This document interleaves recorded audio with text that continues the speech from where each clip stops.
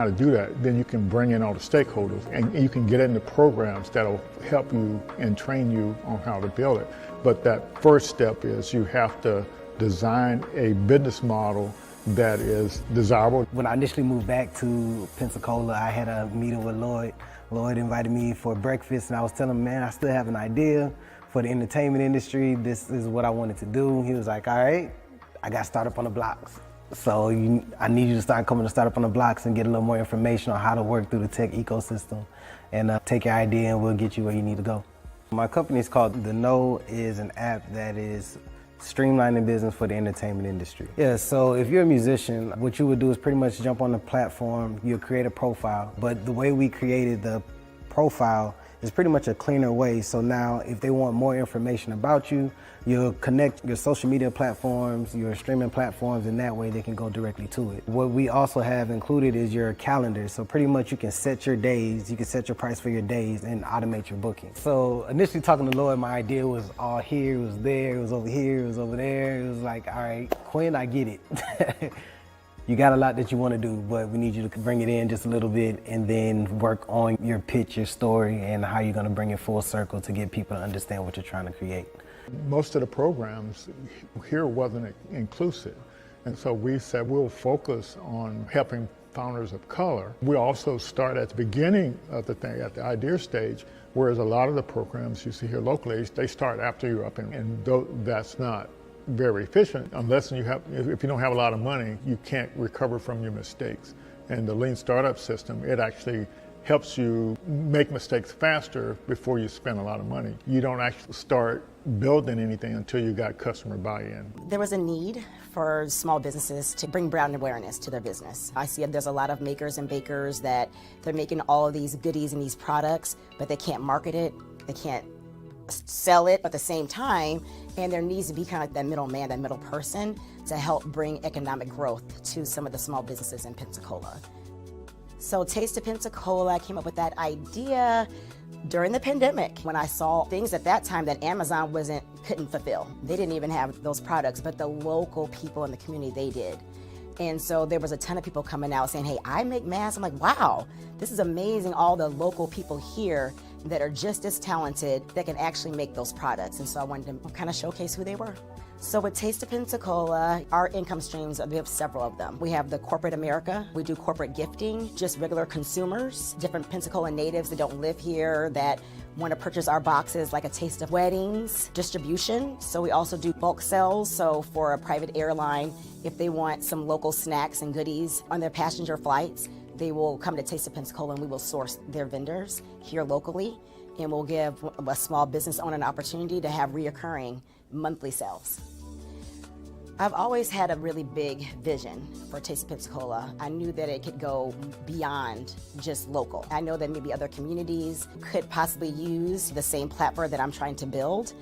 And I always have these big visions, but I never know how to even get there. Where do I start? I know it's more than, there's a lot of technical things behind it. I know there's a lot of research, but that connection, I never had it until, thankfully, I met and was introduced to Startups on the Blocks and was able to just learn more about how to grow it in terms of data. Things I just never thought about, framework, words like traction. There's a lot of things that I just did not know about in language that I need to know in order to get funding for my business. There's just a lot that I didn't know. I would go to the stores and look online. They didn't have a wide variety of natural hair products about 8 years ago. And the ones that they did have, the ingredients, it would say that they were all natural. And when I would research the ingredients, a lot of the ingredients were not natural. I make everything, my shampoo, conditioner, I have an oil that I make, and I have 2 different separate butters. Like I had some people who were completely bald and grew their hair. It's about giving women their confidence back in their hair. I have this salon and I have a second salon, and I have my products in about 5 beauty supply stores. So I need a manufacturer to keep up with the demand at this point.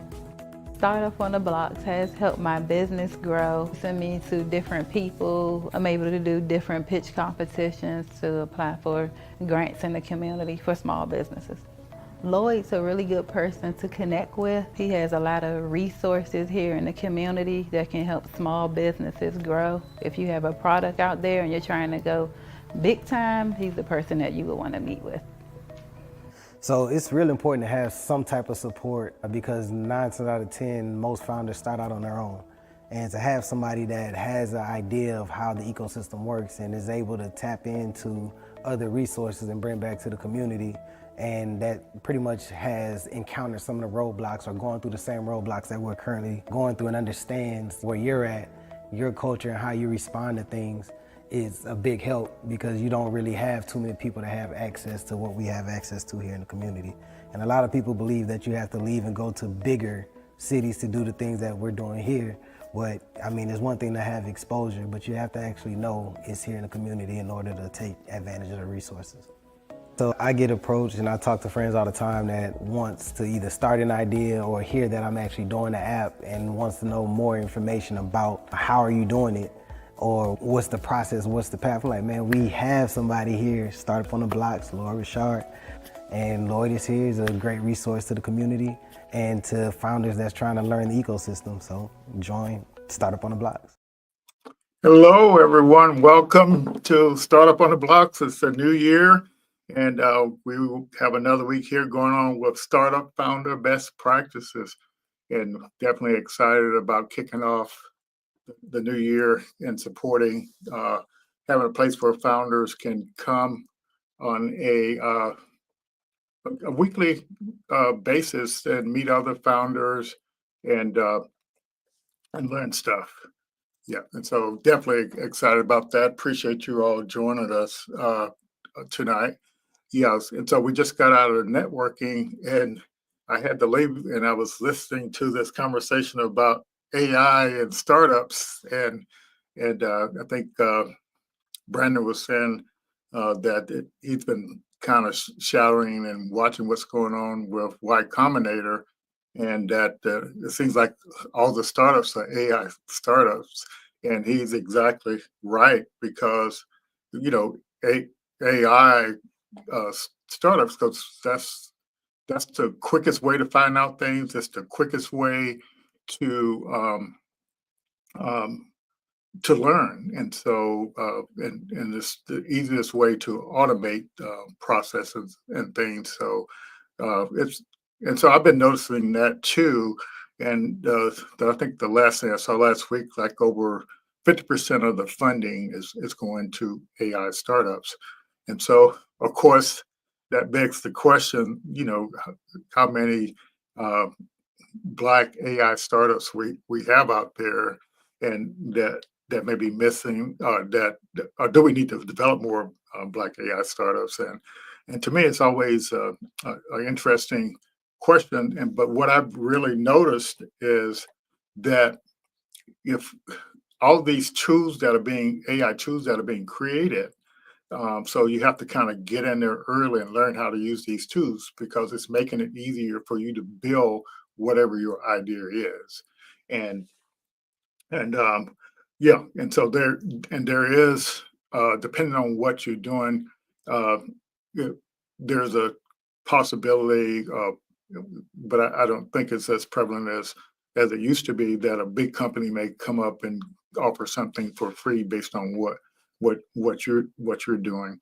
But most of the startups I see getting funded like this, they're actually working with enterprise companies and solving directly that enterprise companies have, and a lot of them are actually starting off instead of with the enterprise market segment as opposed to a B2B market segment. So they're actually getting traction. And so it's kind of hard to kind of wrap your head around all the stuff that's going on. But I do know that for Cocoa Institute, we need to do more effort in making sure Black founders know how they can leverage AI or create an AI startup to kind of move forward. And last year when we had a Black Founders Innovation Summit, we focused on the AI thing quite a bit, and we'll probably continue on that this year. But it's just a matter that the advantage a lot of these startups have, they have insight. And, so you got to get in a position as a Black founder to kind of get the insight that to kind of move forward. And on a side note, I was reading an article uh, about Africa, and it's basically kept saying that compared to other countries, continents, that Africa, the wealth gap in Africa is literally just widening.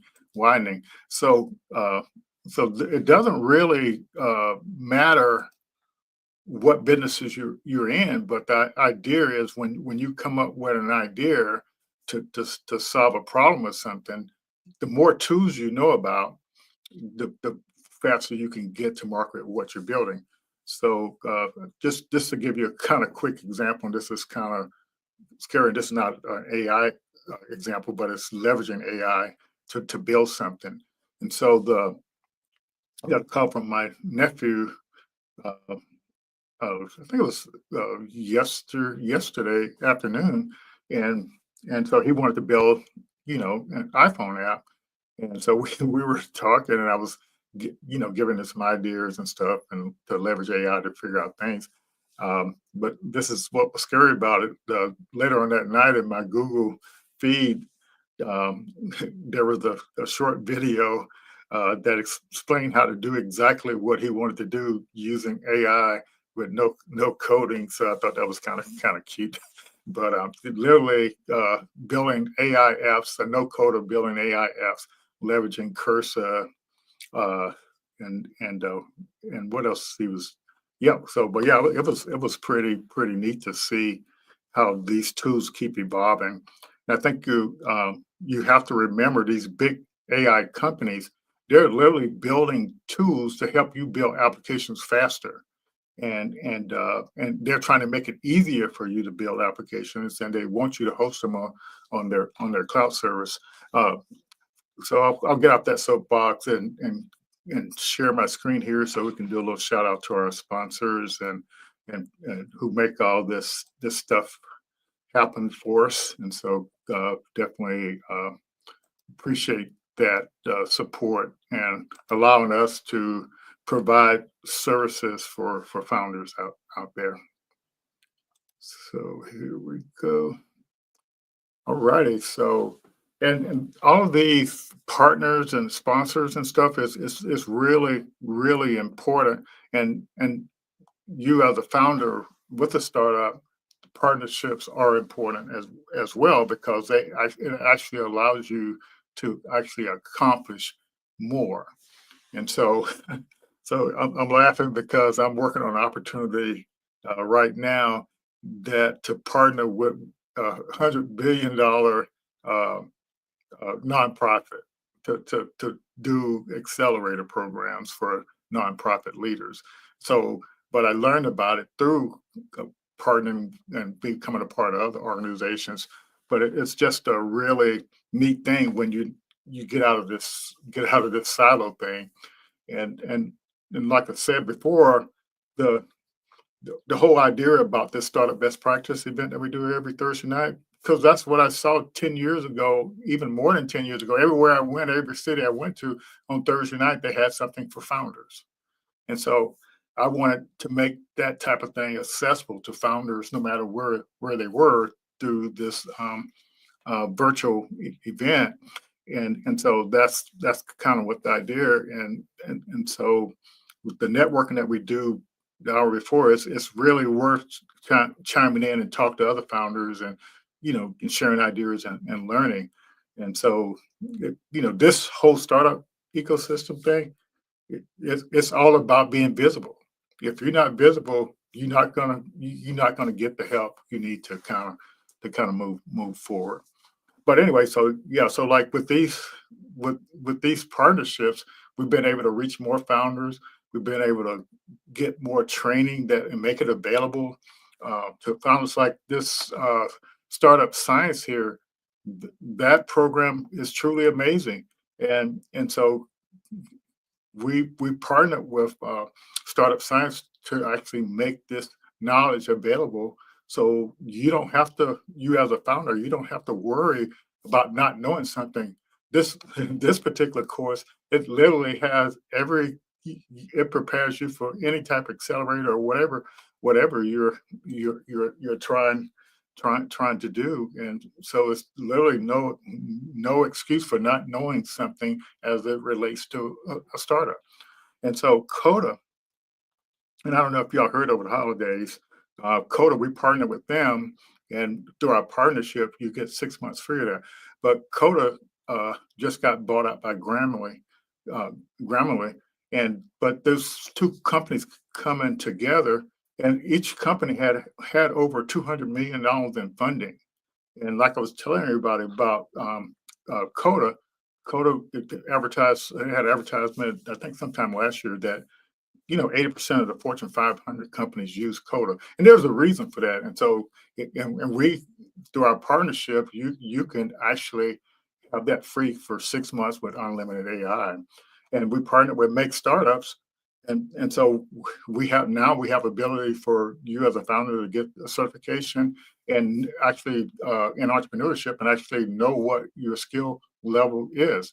Pitch Bob, I actually redid Pitch Bob over the holidays, and and literally I got like, and we have a partnership with them, and it's like more documentation and information that you ever could use. So just I spent uh, they have a so we have a coupon thing that you can get it for half off. But over the holidays, they were advertising more than 50% off, and so I did their highest level, and the first thing, you get access to free perks, and like over $1 million worth of perks, and so you spend, like with the thing we have, you would have to spend maybe $40 at the most, and you get access to perks that like Microsoft has a perk in there that's worth 25,000. All these different companies, I don't know if they got code in or not, but all kind of stuff is in there. And just for spending that, you get access to apply for these things to actually use.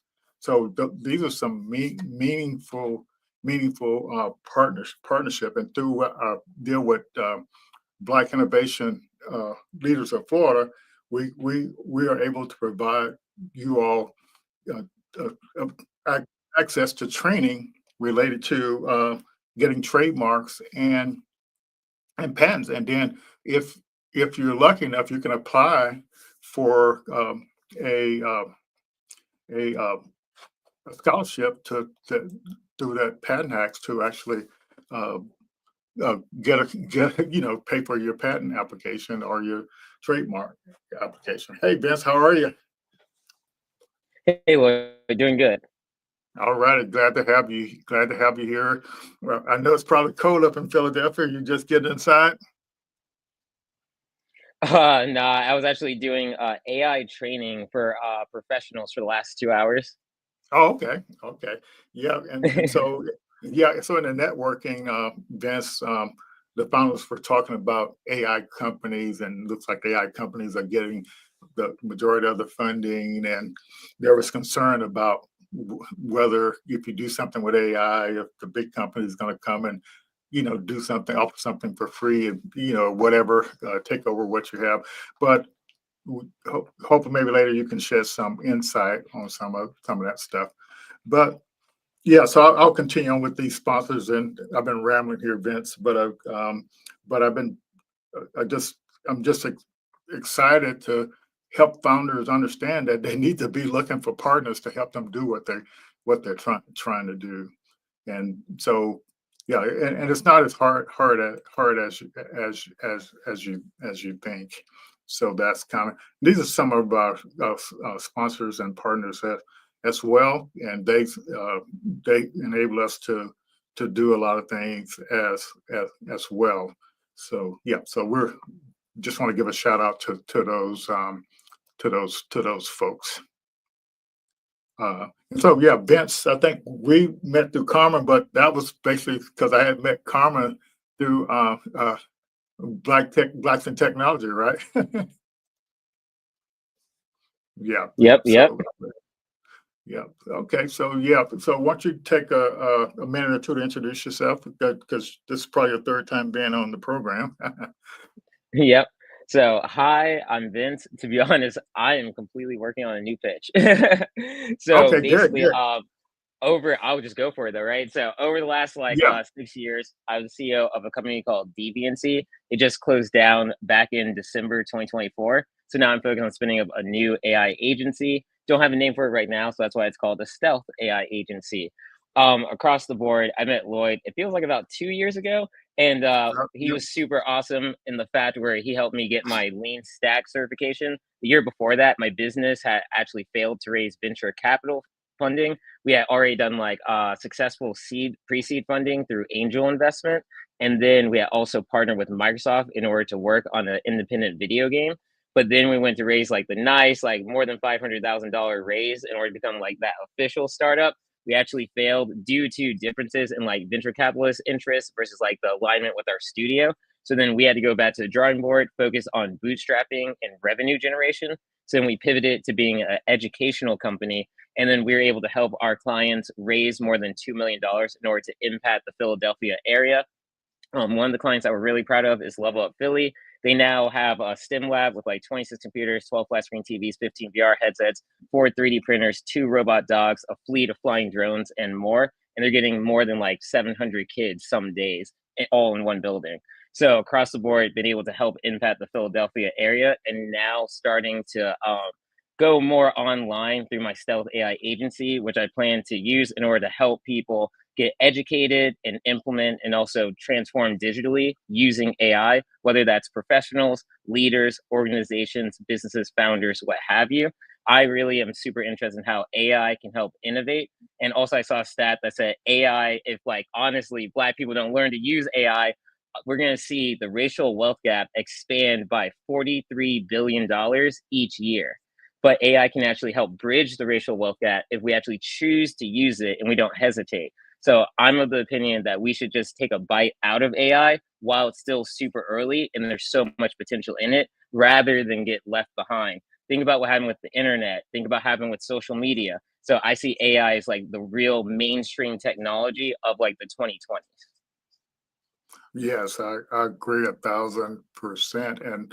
And some of y'all may not realize the whole reason for starting the Kukui Institute, at least from my end. My wife she does the history and storytelling. I do the stuff related to technology. But literally the reason is because I wanted to get more people experienced in doing projects and using the AI tool to do projects. And because that I found in my career working for the Air Force Research Lab, it could impact any business or any discipline, because it's the way you learn the fastest, and the sooner you can learn something, and like the Lean Stack platform says, that's your competitive advantage, is how fast you actually learn stuff. There's no other tool that you can understand stuff faster than leveraging AI, and that's my experience since 1995. So I don't want to show my age, but that's what I found out, and that's why what that statue said about the wealth gap, it literally is going to catch people by surprise. And so, so over 2012, I was retired from the research lab and started my company building location-based mobile apps on the iPhone, the web, Hmm. and Android phone. And so it took us a year to launch the app because I had 2 college students to do the programming. And so uh, uh, yesterday I was talking to my nephew, and he had an idea to leverage an iPhone and something around the iPhone. And so, uh, long story short, we were talking on the phone, but somehow or another, I guess Google or somebody's listening in. So by midnight, a video showed up that how to use AI to start developing iPhone apps in less than 15 minutes. Yep. Yeah. Oh yeah. And so that's the power of technology. And the most scary thing to me about it, but my thing is, learn to participate in all this innovation so you can be a part of what's happening, as opposed to not participating and end up being a victim. So, and the key stat I think people need to understand, the the the way the technology is, the AI is actually speeding up the learning curve, and so the learning is happening like at an exponential rate, as opposed to an evolutionary rate now.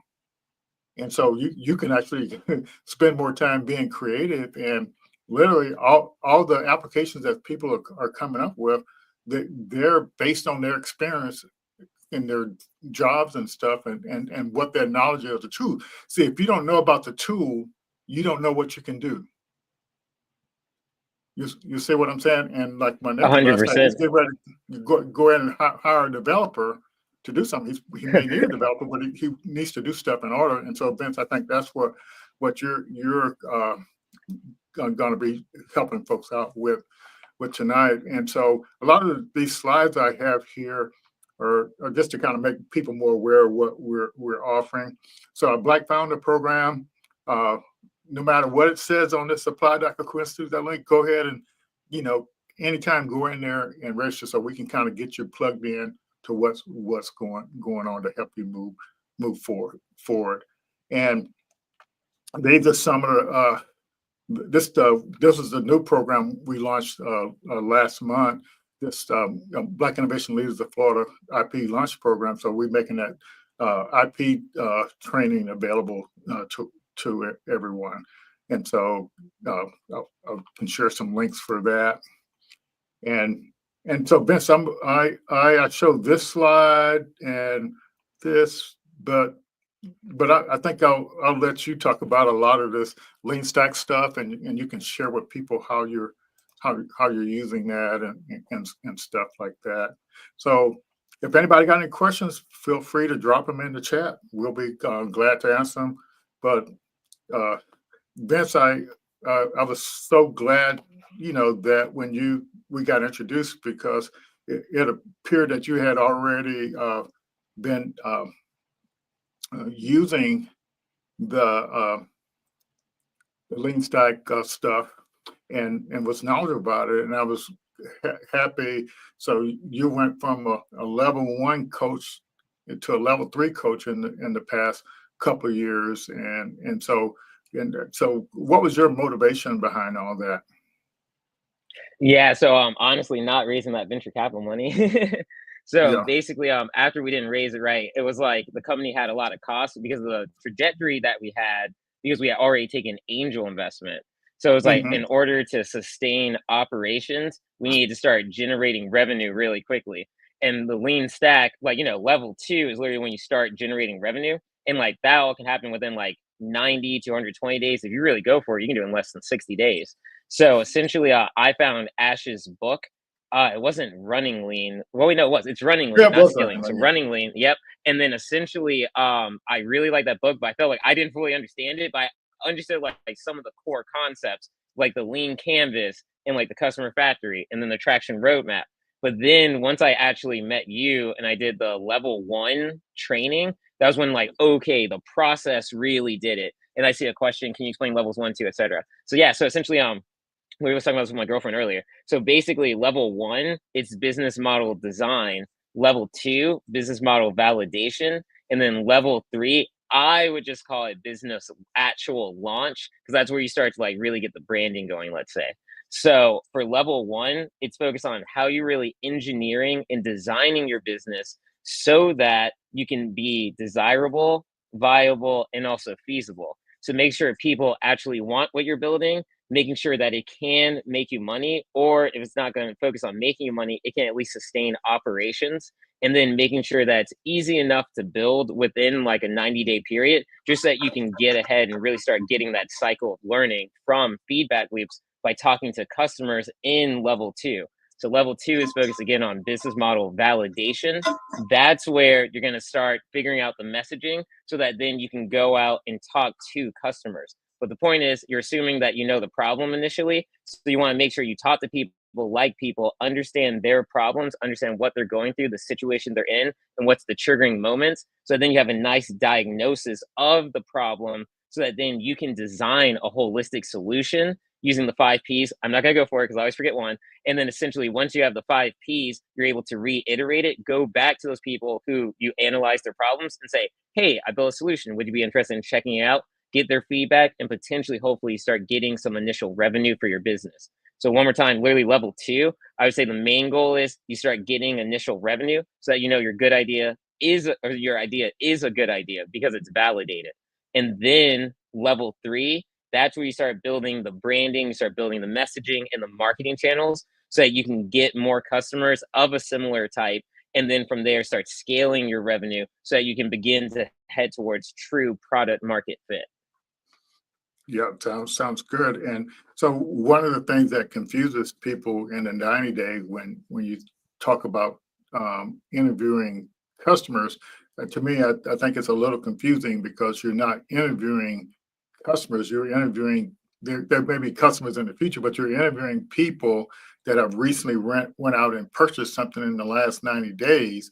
So you can understand why what caused them to start looking for it, and then what made them decide to buy what they're buying, and what the other things they looked at, and then what problems they're not satisfied with the one solution that they purchased.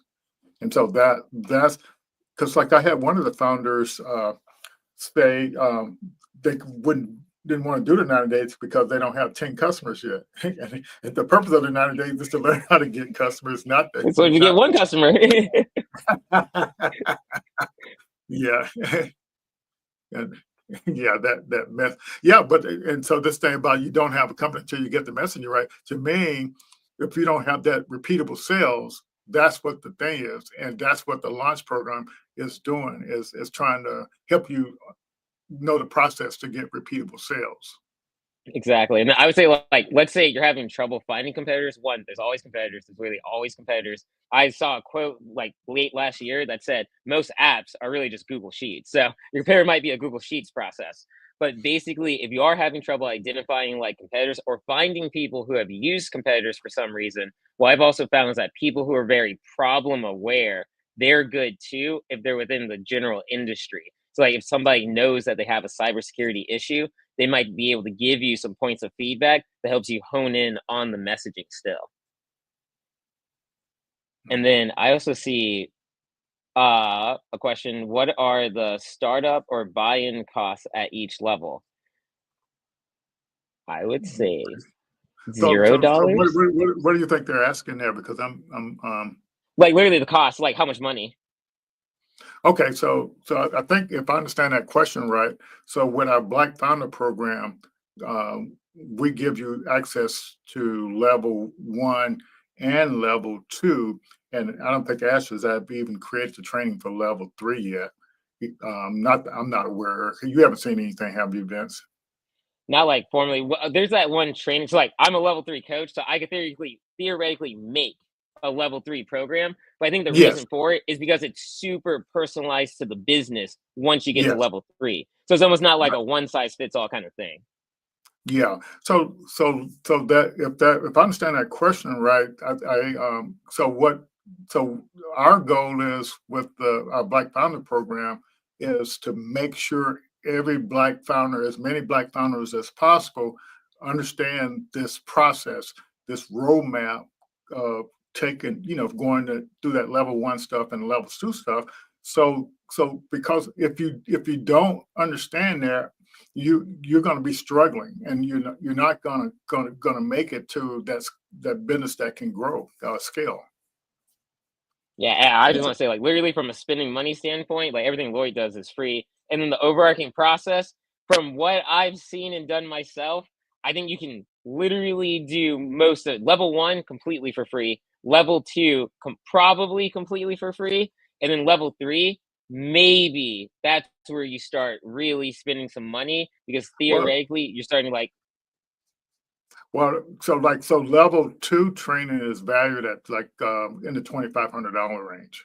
oh yeah, like a coach could literally charge $2,500. I mean, I've charged people like $10,000 just to like do the coaching. So it's like, Yeah. what's the value of the information? Oh, I would almost say priceless to be honest. But it's one of those things where it's like Lloyd is super giving, and so is the Kakua Institute.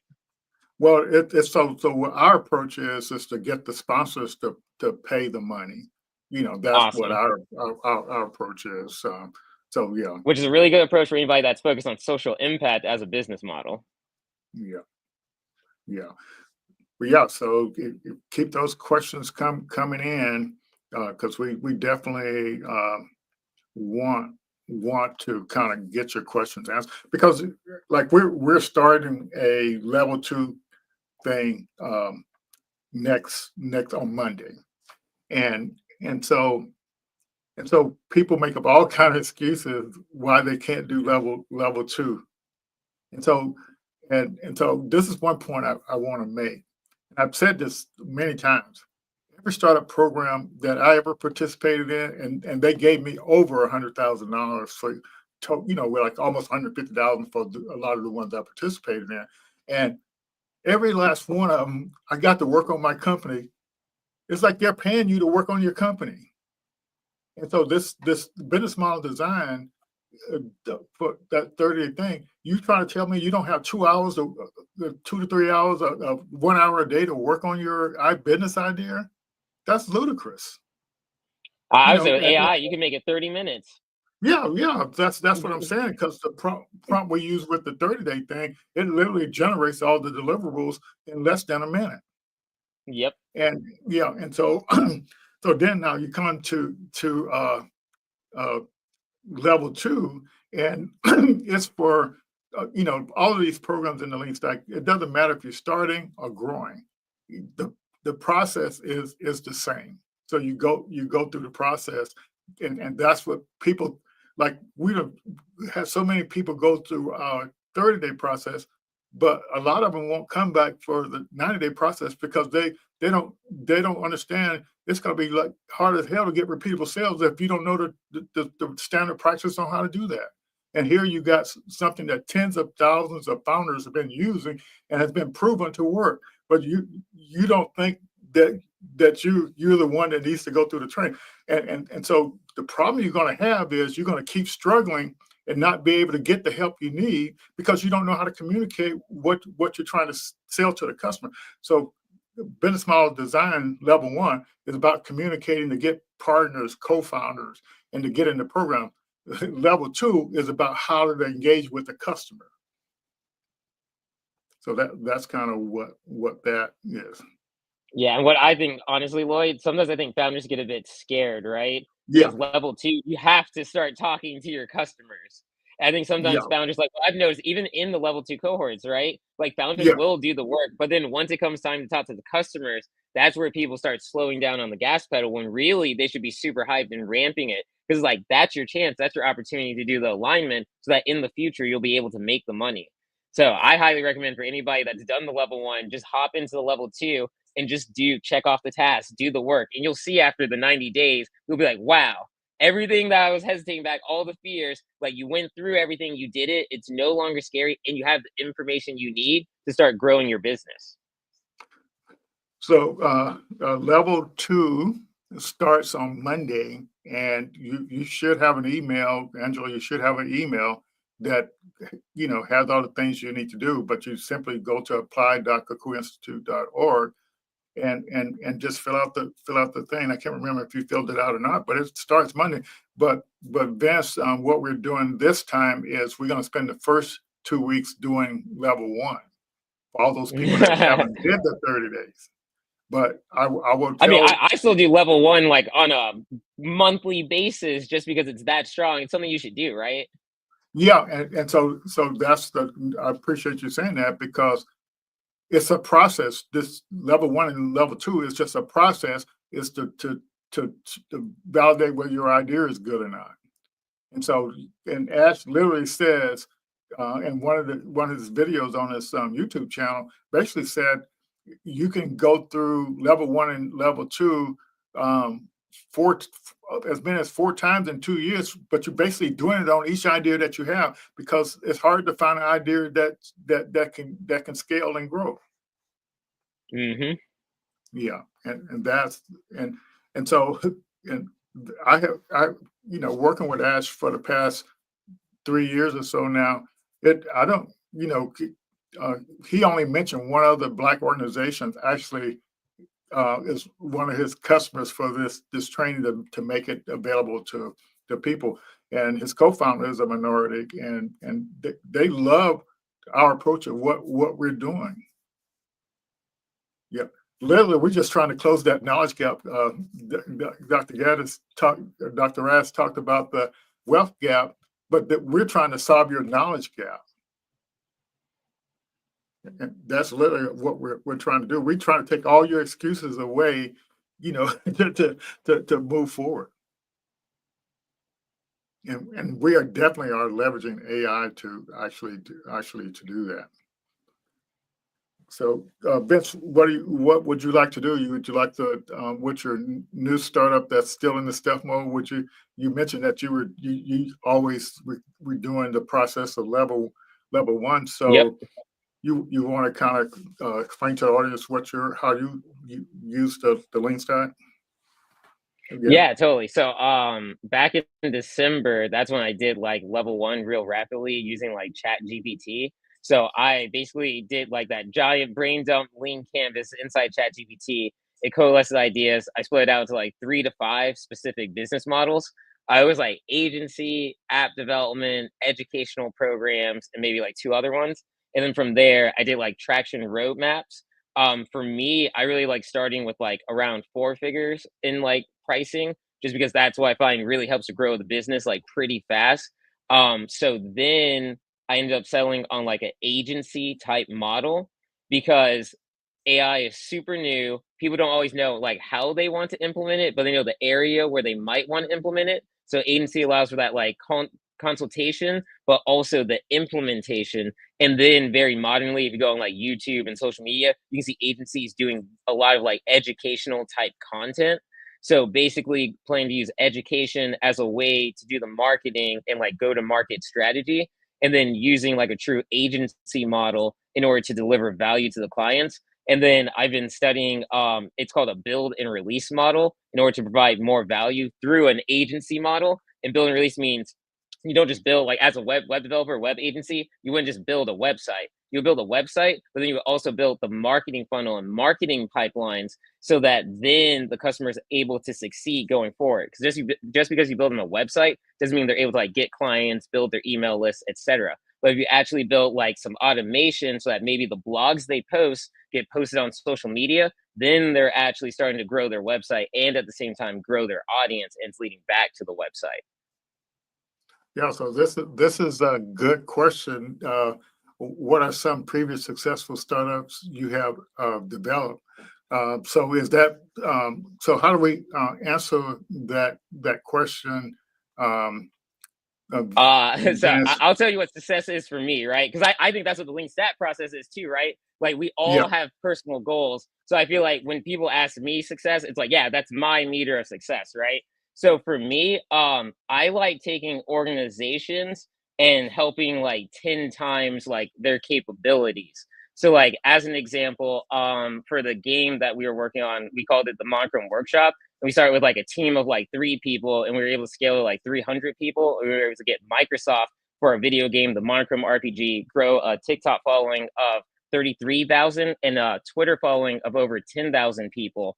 So that was like a really fun ride as a whole. So I also learned a lot about social impact and like educational programming from there. So then after that, I started like this thing called it was Courses Made for You. And then essentially that's where we met a lot of like our current clients and like even Lloyd. And then basically through that, we helped an organization get $100,000 grant in order to spin up a professional training program. That program ended up getting turned into a membership program now focused on like AI professional training. So that's why I end up doing on like my Thursday evenings around like 6 to 8 p.m. And then also again partner with like Level Up Philly, and then we were able to help them get a grant for $650,000. So we were able to really help 10 times their overarching like capacity through helping inject a lot of like STEM type processes. So as a whole, I really like taking a lot of social impact elements and then creating not just like experiments, but more pipelines that help organizations, teams, or leaders scale what they're trying to do.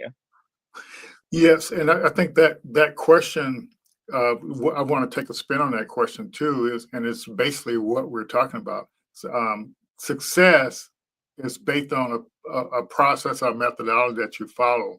So we're trying to make give you access to the tools and the process to follow, and so you will know what you want to do.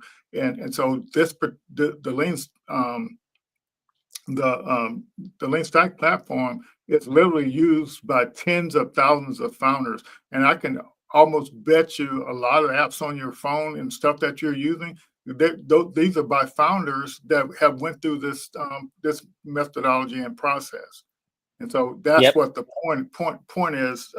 So so I would say the LeanStack platform and what Ash is doing is definitely the fastest way to find out if an idea is going to work or not. So Oh yeah, one and of I can literally say that like I've taken 5 organizations. So like what in summary was success for me? It's when I take an organization and like just meeting them, if I can add like $100,000 to their capacity, that's when I consider it a personal success. I've done that like 5 times over like the last 6 years since really becoming like a hardcore on the ground entrepreneur. And I have to say, the lean stack process is my favorite process for going from like wherever somebody is and getting them to at least that 100K capability pretty quickly. Yeah, and so the other program that we have is the Startup Science program, and you get access to that as well.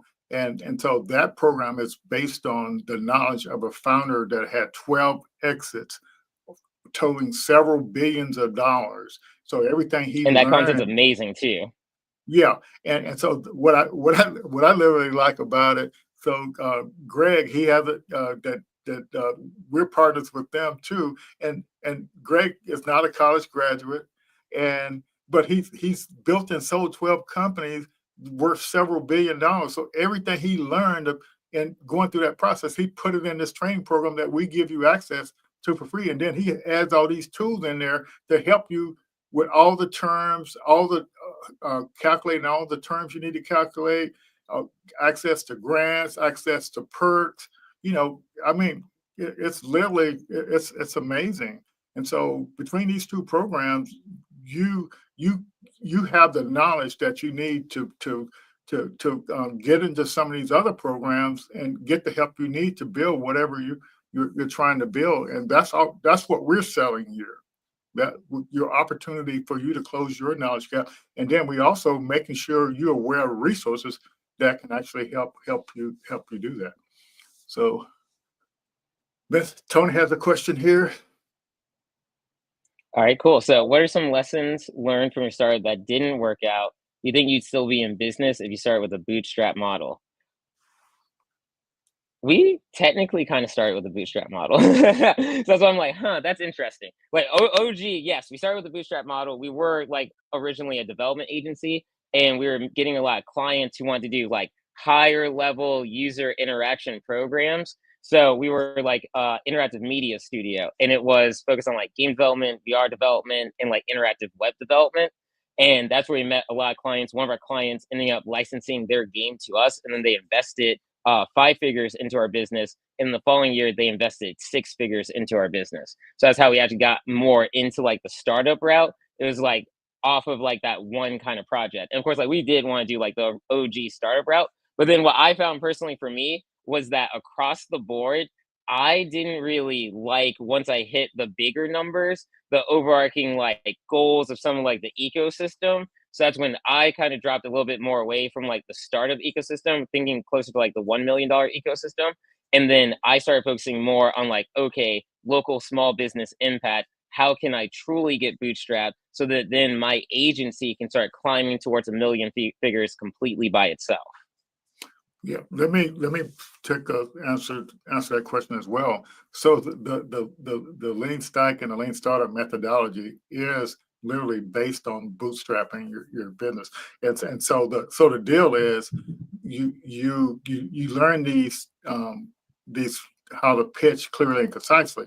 And once you do that, you don't have to go out and get a loan. You don't have to go out and get investment. You can literally I've seen Black founders, fund their development of their business and then go out and grow based on their customer sales.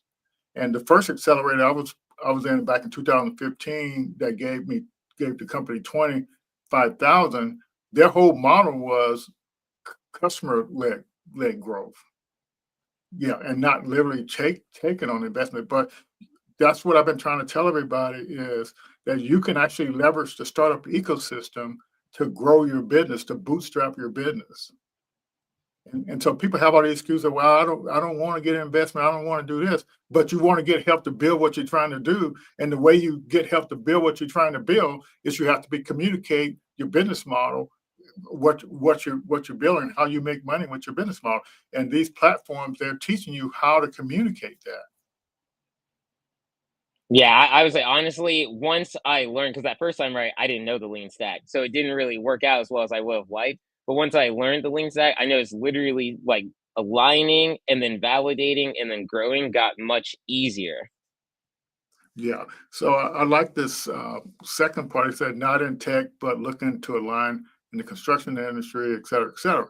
But most of the programs that I was in didn't have tech founders, but they may have a tech co-founder. And so it's about the problem you're solving and then pulling a team together based on your ability to pitch your business model and how you would make money to these people you want to pull together on your team. That's what the secret sauce is. And yeah, it literally is what the secret sauce. The whole startup ecosystem is designed for the founder to help the founder. But of course, the investors and stuff out there, they want to get in the game because they want to make money by investing in your company and hoping you have an exit. But there's so many programs out there that will give you money. And so what my job is, and our coach's job is to help you get through these training programs so you can learn how to apply for these other programs and get in these programs. Because I can honestly tell you, your chances are slim and none in getting into a lot of these programs if you don't know how to communicate what you're doing. Yeah, I've seen it over and over again with founders.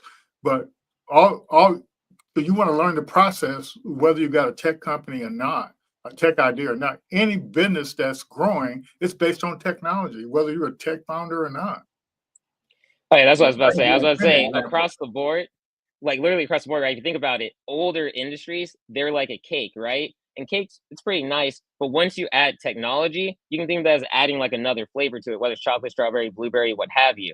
And then just going even further with it, AI, that's like the frosting. It's like you can have a good cake, but once you frost it, oh my God. But the main thing is, if you didn't have the cake, the frosting would be too sweet. So that's why when I think of a lot like AI or even tech companies, sometimes they're in like this overarching just red sea of competitors because they're not in some of these older industries like construction or even like a more modern industry like mental health, where it's like maybe technology or AI isn't being adopted super quickly or at scale. But if you're an expert and you have the knowledge domain, the expertise, you can come in and, like you mentioned, you can get a technical founder. Even through the startup ecosystem, you can just meet somebody who can code, who can be your tech guru, and then together you can start building and innovating within that industry.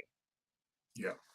Yeah, that's exactly right. So the first thing when you're getting up talking about your business, I was listening to a pitch yesterday, and the person happened went through our training, and so he started off talking about his solution, and and not totally bragging about it, but almost bragging about it. But in the startup world, in the startup ecosystem, the first thing they want to know is what problem you're solving.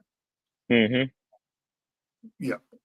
And so that's Yeah, I kind of, gotta say, right? I feel like a lot of times people don't like understand the overarching problem, or if they understand it, they have trouble communicating it. Because like Yeah. Ash teaches, right? It's better to attach the problem to trends that are happening in the world. Start with the world, what's the macro problems, and then go deeper into the specific industry and persona with the micro problems. And what you're doing there is you're starting to tell a story. Humans organically hook into stories, then you have them hooked. Once you have them hooked and they feel like the character in the story, that's when you want to mention the solution, because it's like giving the hero a sword.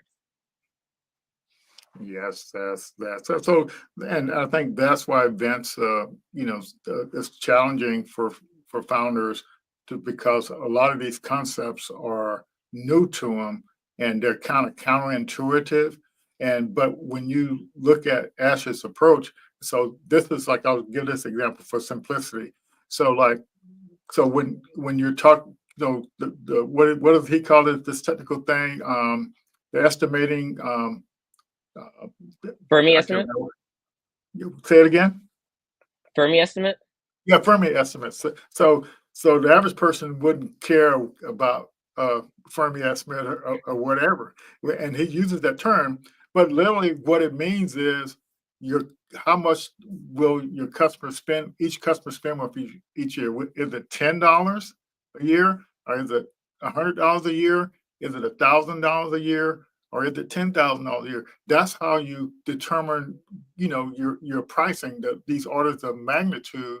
And so people make a comment. I don't know what to charge. I don't know what to do this. But if you think a customer spend $10 a year, $100, you simplify it like that. And then when you think about how much money you want to make as a goal, you do the same thing. Do you want to do 100,000 a year? Do you want to do 10,000?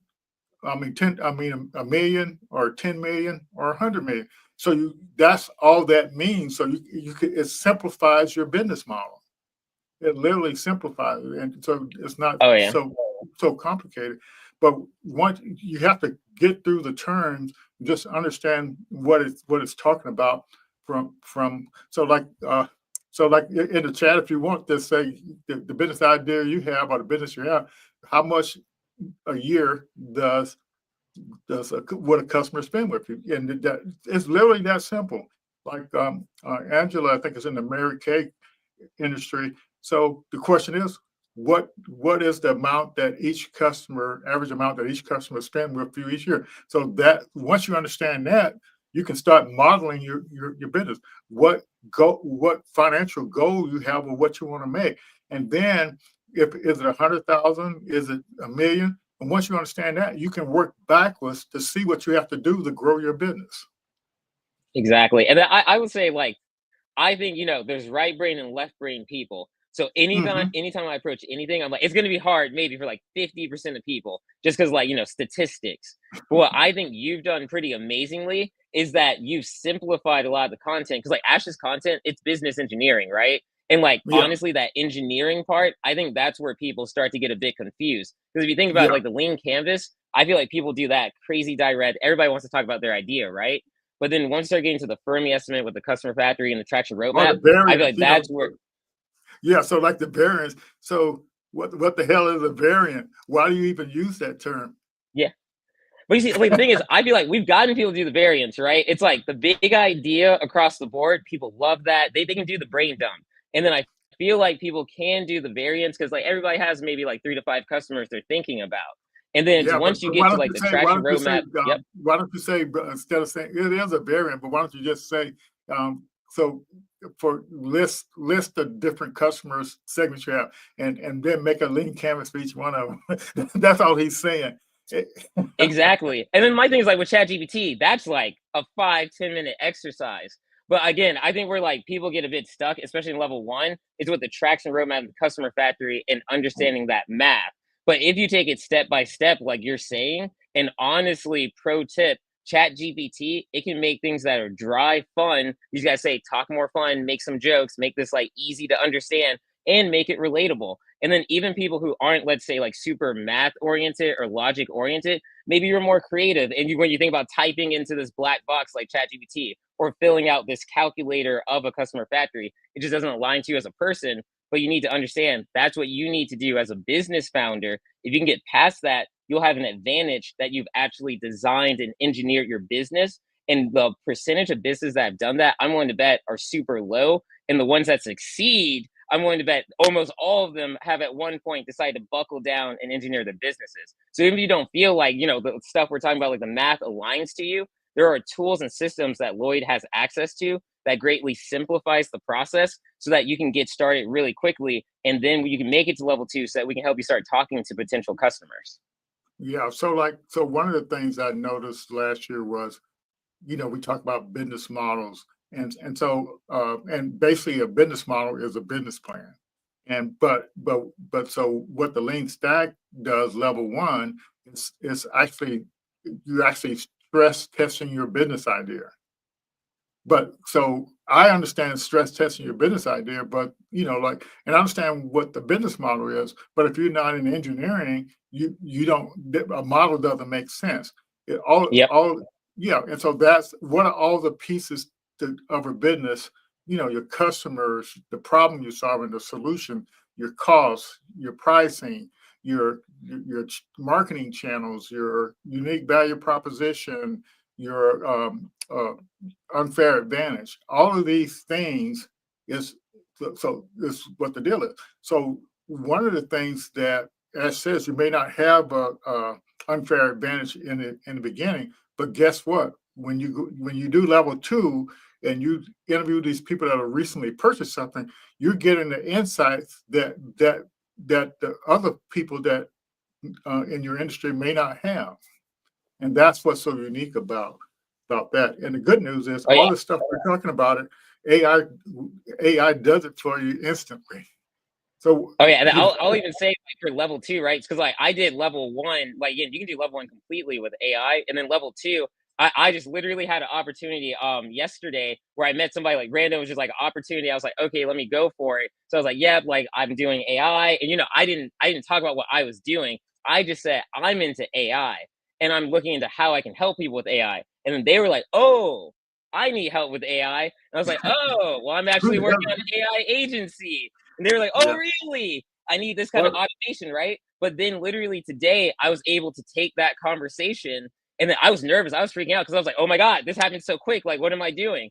I was able to take that conversation, put it in Chat GPT, and then 30 minutes get confident enough that when I talked to that potential customer, by the end of that like 15, 20-minute conversation, he felt super compelled. He was ready to like give 4 figures next week. So hopefully, once I get that money, I'm done with level 2, and then I'm good to go starting to move to level 3.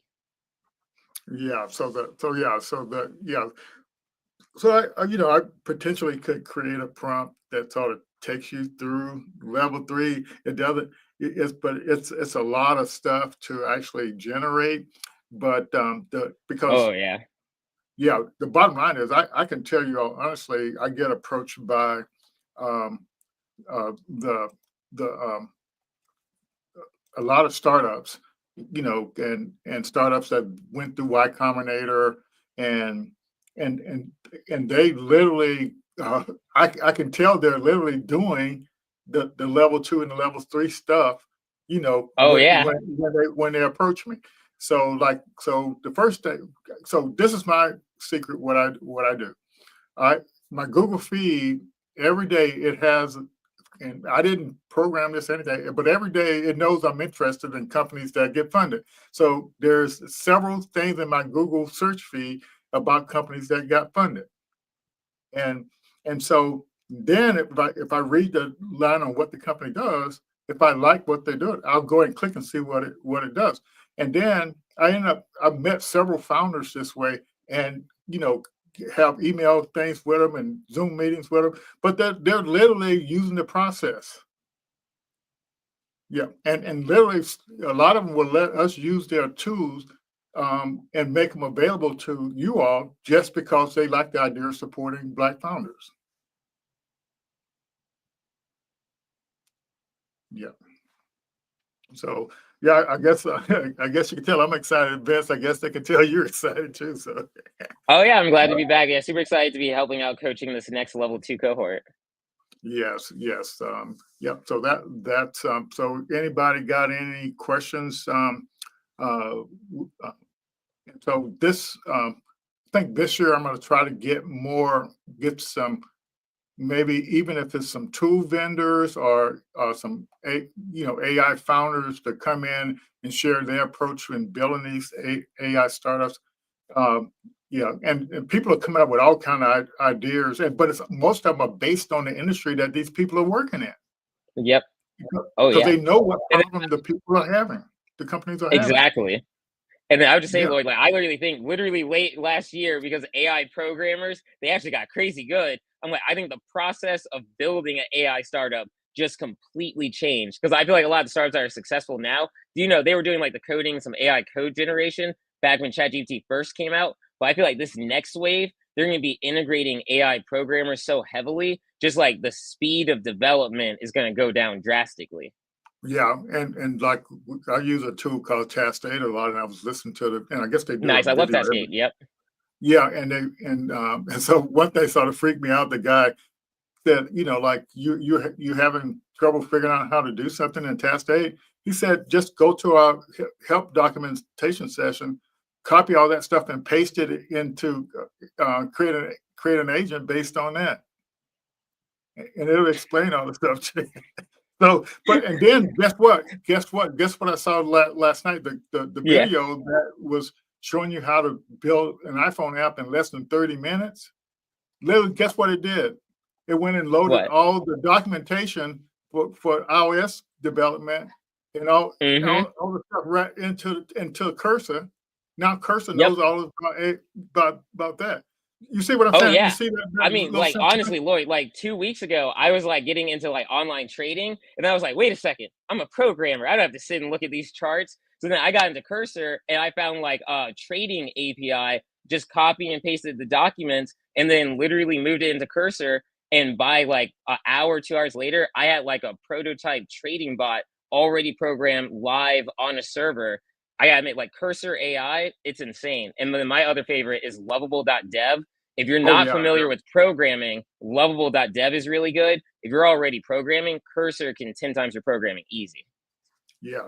And Lovable, I haven't ever used it, but all these things like that, they're literally for non-programmers, and you just prompt and it'll build what you want to build.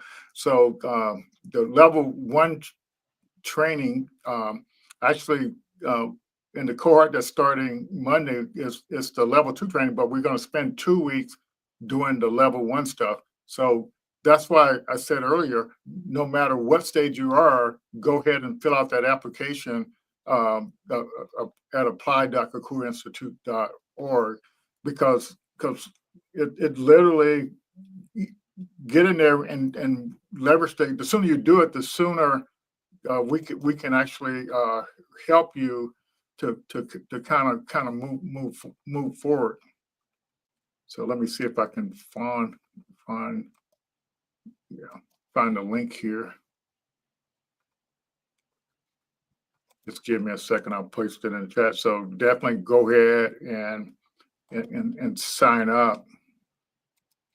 Yeah, I'll post it in here.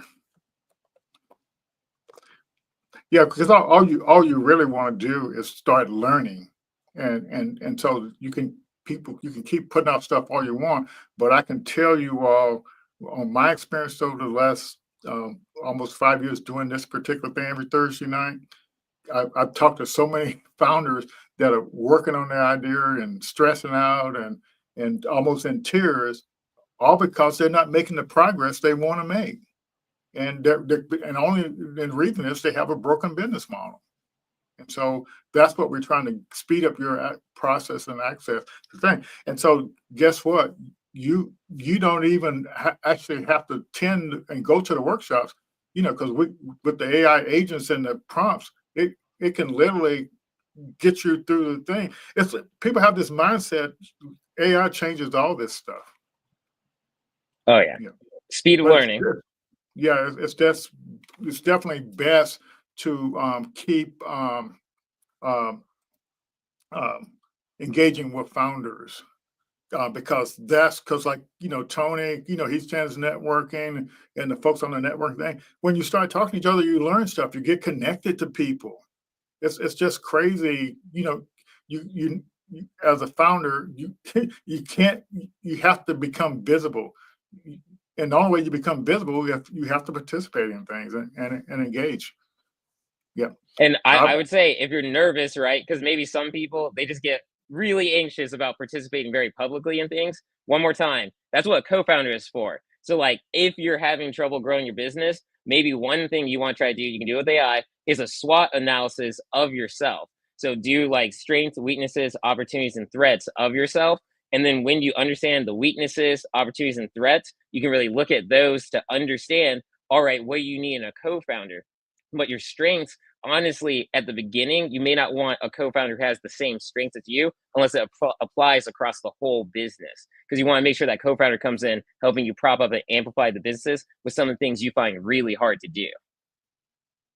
Yes, that's exactly right. Yeah, and so the magic about the startup ecosystem, there's organizations and founders and investors out there that meet you where you are.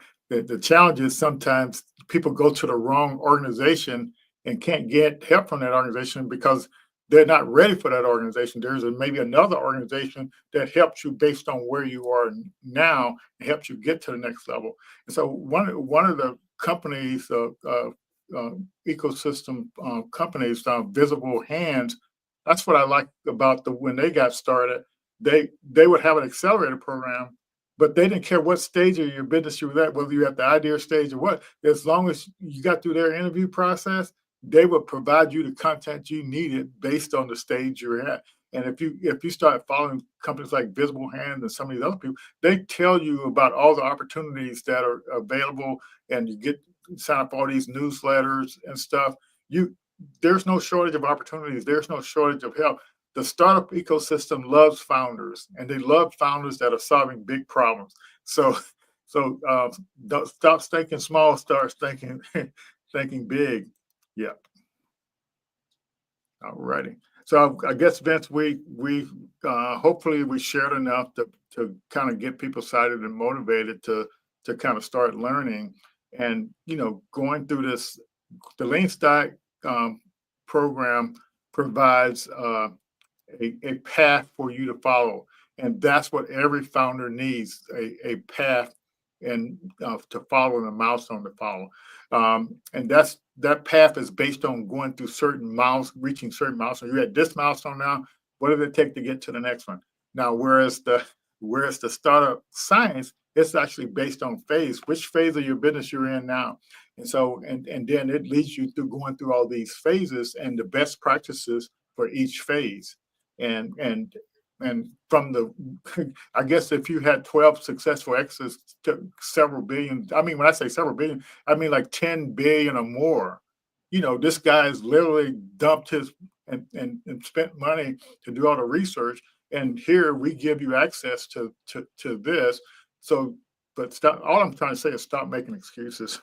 just get in and get access to the information to move forward. Yes, sounds good. All right. Well, thanks a lot, Vince. If you want to hold on a second, I'm going to go ahead and end the broadcast. We'll see you all next week, and we're glad you all appreciate you all joining us. Take care. Bye bye. See y'all.